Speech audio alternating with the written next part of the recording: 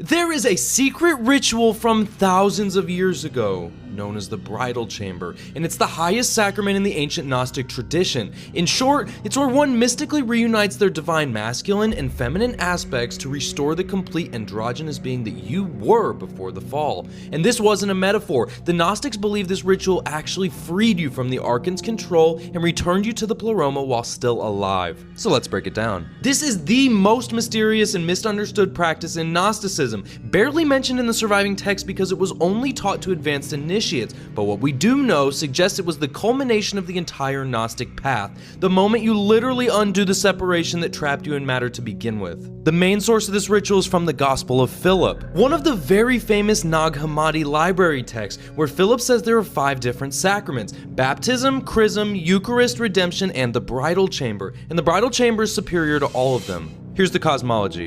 In the beginning, before the fall, humanity existed as a unified being. The original Adam was androgynous, containing both masculine and feminine principles in perfect union. This is the image of God, not male or female, but both, complete. And then came what's known as the separation. When Sophia fell and created the material world, one consequence was the splitting of the androgynous human into separate sexes. Male and female became divided, and that division is part of the Archonic trap. It creates desire, incompleteness, and the drive to seek your other half outside of yourself. And if you didn't know, the Archons use sexual desire as one of their primary control mechanisms. As long as you're seeking completion through another person, you're trapped in that cycle. You'll incarnate again and again, chasing that reunion externally when it can only happen internally. The Gospel of Philip puts it directly, saying when Eve was in Adam, there was no death, but when she separated from him, death came into being. If she enters into him again, and he takes her into himself, death will no longer exist. So the bridal chamber is literally the ritual reversal of this split.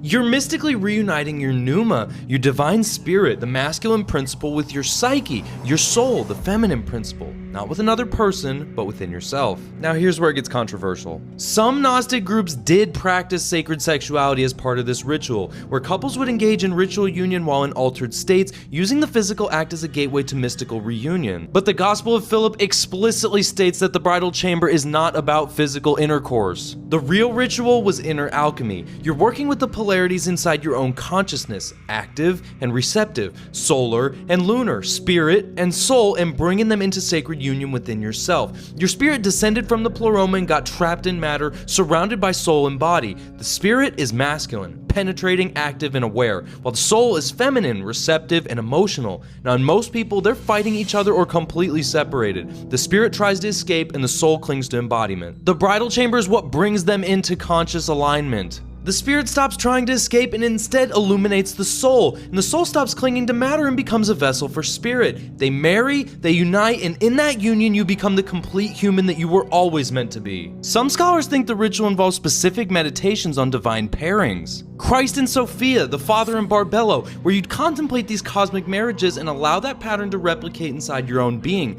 You'd visualize the masculine Christ light descending into your feminine soul until they merged. Other texts suggest it involved working with breath and energy, circulating pneuma throughout the body in specific patterns that would dissolve the boundaries between masculine and feminine aspects, eventually creating a unified field of consciousness. Valentinian Gnostics taught that when you achieved the bridal chamber, you became like the angels, androgynous beings of pure light who exist beyond sexual division. You literally restored yourself to the pre-fallen state. And here's what makes this radical. This whole thing wasn't something that happened after death. The bridal chamber was performed while alive and still in the body. You achieved resurrection now, not later, but now. You escaped the Archons now, and not after multiple lifetimes. Philip says that those who say they will die first and then rise are in error. If they do not first receive the resurrection while they live, when they die they will receive nothing.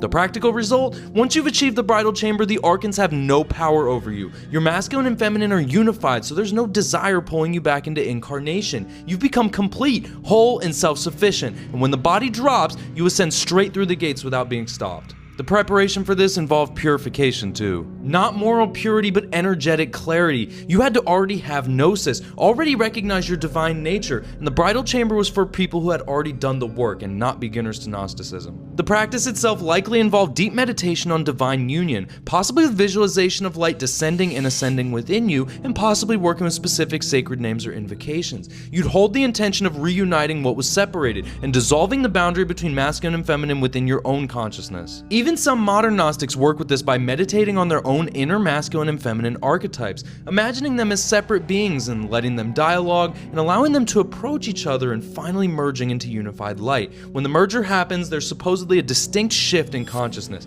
a sense of wholeness, completion, and freedom from desire. So the bridal chamber isn't just about personal liberation either. It's literally cosmic repair. Every person who achieves this intermarriage contributes to healing the split that happened at the fall. You're literally doing tikkun at the level of consciousness itself. And yeah, this connects directly to alchemy. The chemical wedding, the union of Sol and Luna, Sulfur and Mercury, it's the same operation just described in different languages. The inner masculine and feminine marry to create the Philosopher's Stone, which is just another name for the perfected human who's escaped the Archons. The bridal chamber sacrament is the Gnostic roadmap for becoming complete while still alive, and whether you practice it literally or understand it symbolically, the principle is the same. You contain both polarities. They need to unite, and that union is your liberation. So if you want to learn more about Gnostic practices and rituals, make sure to like the video, drop your thoughts on the bridal chamber ritual in the comments below, and follow for more deep dives like this. Till next time.